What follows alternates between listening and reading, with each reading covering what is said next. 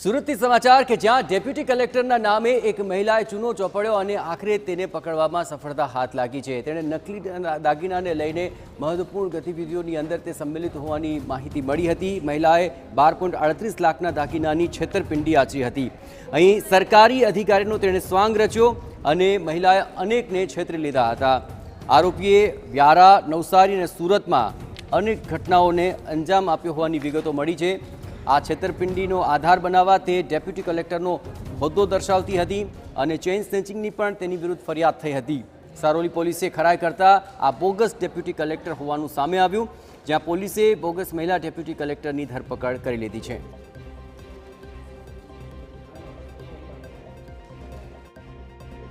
ગુજરાતની અંદર અલગ અલગ વિભાગોના જે અધિકારીઓને ડુપ્લિકેટ બની અને લોકો સાથે છેતરપિંડીના કિસ્સાઓ છે સતત વધી રહ્યા છે।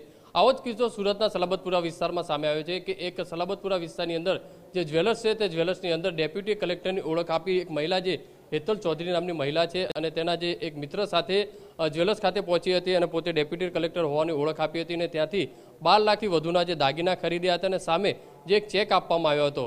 જે રીતે આ જે જ્વેલર્સને પોતે ડેપ્યુટી કલેક્ટર હોવાની જે ઓળખ આપી હતી સાથે પોતાનો જે મોબાઈલ છે થોડા દિવસ સારોલી વિસ્તારની અંદરથી ચેઇન સ્નેચિંગ થયો હતો અને તે એફઆઈઆર સારોલી પોલીસ સ્ટેશનની અંદર ફરિયાદ નોંધાઈ હતી। તે ફરિયાદની અંદર પણ ફરિયાદી તરીકે ડેપ્યુટી કલેક્ટર હેતલ ચૌધરીનું નામ જે છે તે ઉલ્લેખ કરવામાં આવ્યો હતો અને જે એફઆઈની જે કોપી છે તે જ્વેલર્સને બતાવી હતી ને જેથી જ્વેલર્સને વિશ્વાસ થયો હતો અને આખરે જે જ્વેલર્સ છે 12 લાખથી વધુના જે દાગીના હતા તે આ મહિલાને આપ્યા હતા અને મહિલા ત્યાંથી લઈ અને ફરાર થઈ હતી।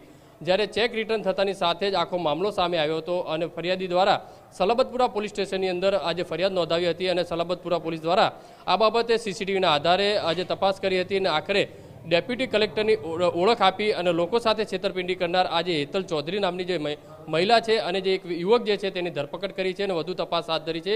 તપાસની અંદર અનેક ખુલાસા થઈ શકે છે કારણ કે અલગ અલગ વ્યારા, નવસારી, બારડોલી જે અલગ અલગ શહેરોની અંદર અનેક લોકો સાથે આ રીતની છેતરપિંડી કર્યા હોવાની હાલમાં પ્રાથમિક માહિતી મળી રહી છે।